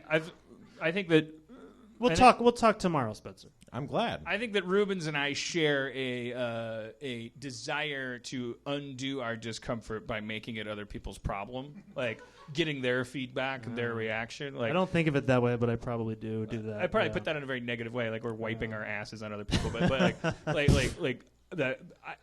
if we could get everybody to sign off on us, I think we'd sleep a little easier than Spencer would. I think people sign off on Spencer really more than they should. Yeah. And he doesn't help him sleep at night. He goes to bed and goes like, why are they signing off on me? I should kill them. Yeah. It's fucked up, man. It's hard to deal with. I don't get it. Yeah. If I got through the day and everybody was like, you are doing all right. Oh, yeah, that'd be like, nice. first of all, I would have tried to figure out how I wasn't. Like, I'd find the guy that said I wasn't. But if I exhausted all those options, I would go to bed and I'd be like, nailed it for one day. Yeah. But I think, sleep Spencer, so soundly. I think it's arguably more honest of you to be like, I don't give a fuck if Well, people if like someone me. said like you did a good job or whatever, I'd be like, were you watching me? Yeah, they're not to I'd be trusted. instantly suspicious. Like that's how I am with praise. It's like, well, wait, what do you want from me? Yeah, Stacy It's said just I hard love to you. She deal with. leaned over and said I love you. Yeah, and what do you think that's supposed to mean? Yeah, exactly. What makes me wonder what's wrong? Yeah, that's what I'm saying. All right. She's got an ulterior motive in her heart. I'm not a serial killer. It's cool. Oh, I mean that's off the table. Well, it was until just then. Or am I? Yeah, see, that's what I'm saying. I mean, it's mysterious. You don't It know. is. You don't freaking know until Well, it now happens. I'm starting to. Now I'm feeling you're not so dangerous. All right. I'm a lot safer. Well, that's good because she's playing the space engineer, which is sort of a druid type character in our new sci-fi game, Space Cateers. Yeah. Is there some music for Spencer to? It doesn't have to be space oriented. Nope. There's no. You need a minute. We don't need that. Here, I'm gonna need audience feedback. I'll do it.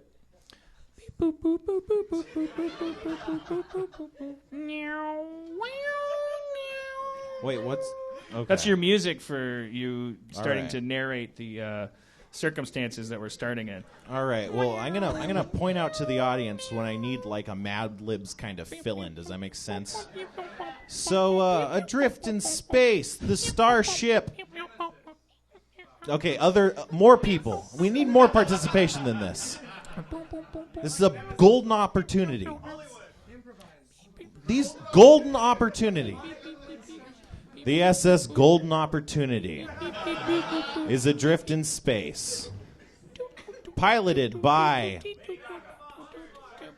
Lady Gaga. Her trusty android,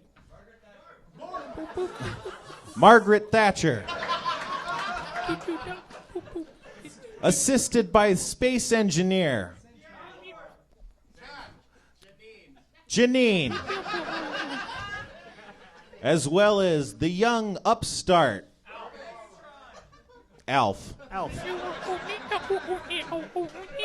Adrift in space, you regain consciousness after the gas disperses. There's gas you notice as you regain consciousness. I'm Lady Gaga. I can't believe I don't remember what happened. Damage report. It's quite bad. What? There's a big hole in the spacecraft. It's kind of leaking in some kind of space. The gas was definitely yellow, and you're awake. And you're Jacqueline or Daphne? What was your? I think it was Margaret Thatcher. Margaret Thatcher.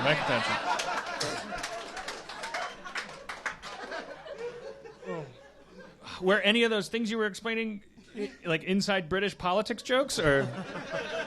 No, would you like me to? No.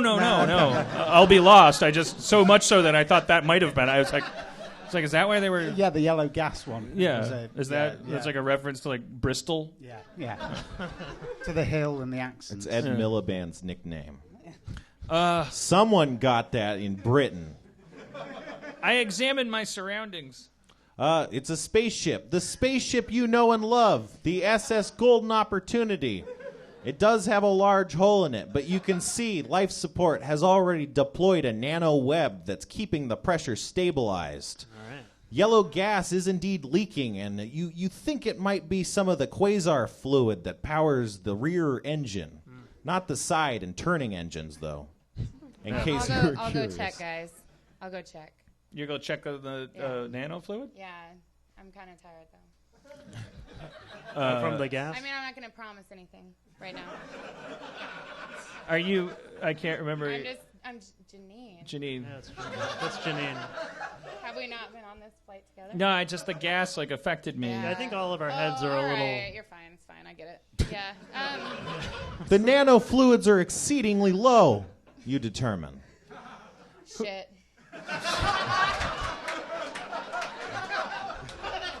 Well, as the young upstart of the ship, right? Is that what I am? Yep. I'd like to just assert that this is a time for a change in leadership. This Whoa. is a time when clearly something was mismanaged. Gaga is the leader, right? Jesus Christ. Well, I'm a young... I don't take it personally. I'm an upstart. I mean, What's your name? Alf. Alf? I'm Alf. Yeah. And it just seems to me that this is a good time to maybe reconsider the leadership hierarchy and the... Well, I just want to point out that I think if the new leader is going to be handling crises well, they're not going to do this kind of thing in the middle of a hole in our quasar fluid thing. You might be right. We would find out later. Well, it seems to me that someone's being defensive. I'm too confident in my leadership to deal with this, so I march straight to the medical chest. Okay. Flipping my hair over my shoulder, girding my loins within my nylon bodysuit. I'm Lady Gaga. Huh. The ship rocks with the impact of several particle beams. Uh-oh. Shit. I think we've been hit by several particle beams. He's right. Well, maybe if we wait long enough, we'll vote for them to go away. And I flip my hair. I just aggressively flip my hair everywhere. I say Lady Gaga is being snide, but I think this is a time for a vote. We're under attack. Jesus Christ. This guy. Weapons systems deploy. Oh. Sorry. I didn't mean to cut you off. No one of you knows how to use any weapon systems. I guess the android does. It's programmed into him. I'll push the red button. The weapon systems deploy. Whoa. Nice. Thank God. In your face. My face? Yeah. I think in a lot of ways I was responsible for that move. I feel like you're not on our team right now. Want to take a vote? Just go for it. Android, how do we find out who's attacking us? We look through the window.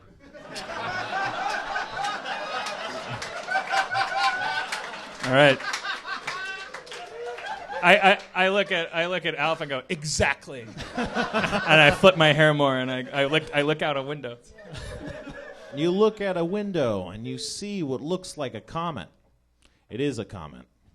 A comet? Yeah, you don't know how that shot lasers, or maybe the lasers came from some other direction in some other window. Wait, is the comet moving? It's a comet. But I mean, where's it going? Where is it? It's it's not really heading towards you. It's space. It's just comet. It's not heading towards us. No, it's just a comet. Is it heading? Is it far away? I mean, yeah, it's pretty far. I mean, are we moving? Is it moving? What's the You're relative? adrift in space, so Okay. yeah. So it's probably going to be gone pretty soon. Is it like the Life Force comet? On the film Life Shit. Force. I just watched that movie. You don't know that offhand. You'd have to censor it or something. You don't know that? Why doesn't he know that? He's a robot. He's probably programmed with Life Force's plot. It's just not. You can't just sense whether or not something's like a life force-esque comment. Well, Robot, tell us more about the film Life Force. There's a lot of naked ladies in it. Nice. There's a lot of estrogen. Go on. What happened with the comet? It hit London, and then some naked Oh, ladies is that why you came guys are all out. into the movie? Yeah. Oh, brother.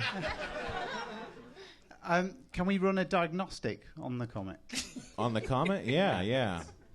Everything sounds so officially spacey. It's like cheating to do space improv with a British robot guy. You know, a diagnostic. Like, you could have a 30 IQ for all we know. I was like, yes, of course we'll run a diagnostic. Holy shit, don't blow up Alderaan.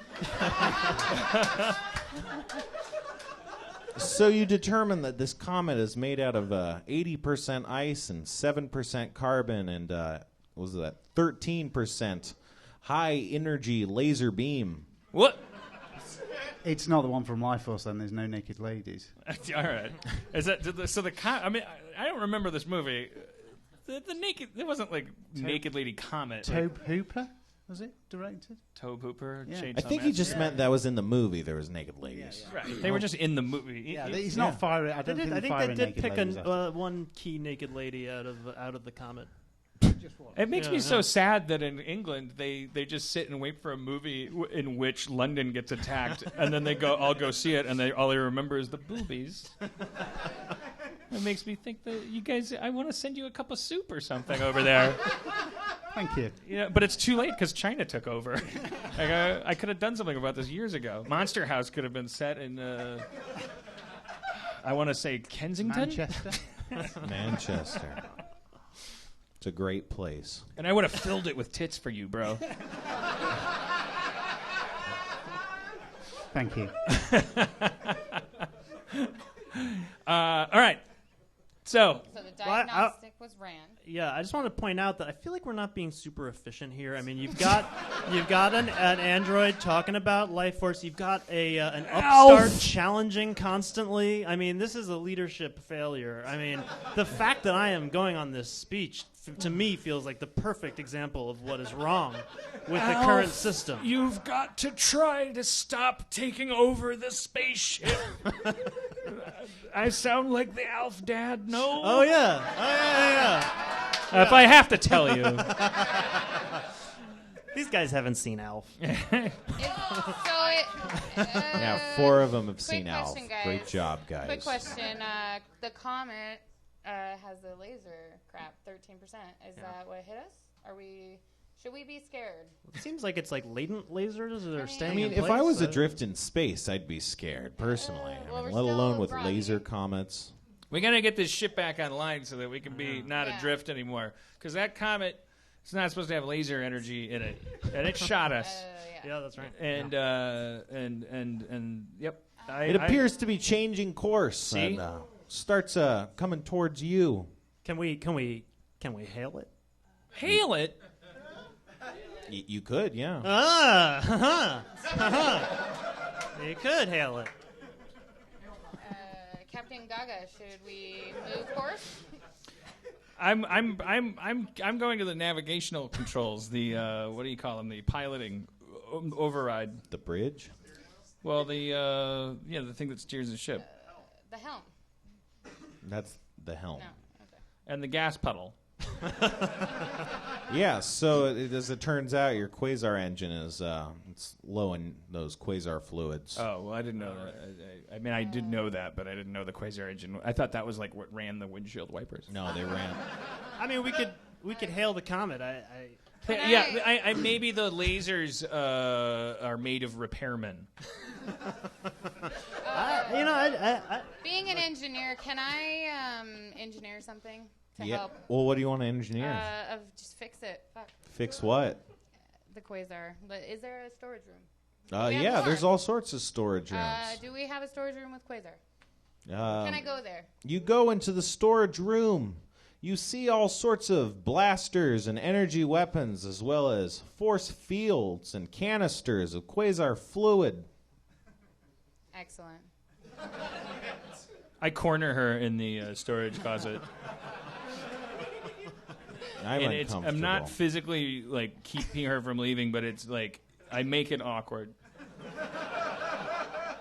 And I just start conversationally like I'm like, you should wear more skirts to work.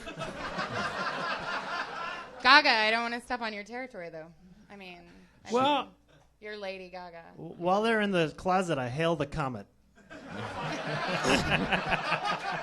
So yeah, I think we're your power. We need to get out of the closet. Somebody hailing the comet? the hailing frequencies are open. You can say whatever you want. Can you help me carry this out? I mean, he's hailing the comet. Oh, he's yeah. saying to him, we can. Okay. I might be able to help. Maybe I can speak a lot of different languages. Yeah. That's a good. Yes. I'll try all those. Can I try all the languages in my database? Well, what do you want to say? Ask Please stop shooting us.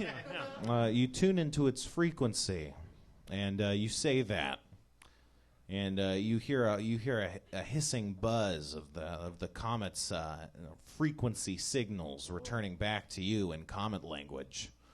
Can you translate that? Yes. It's saying, "Oh, okay." All right.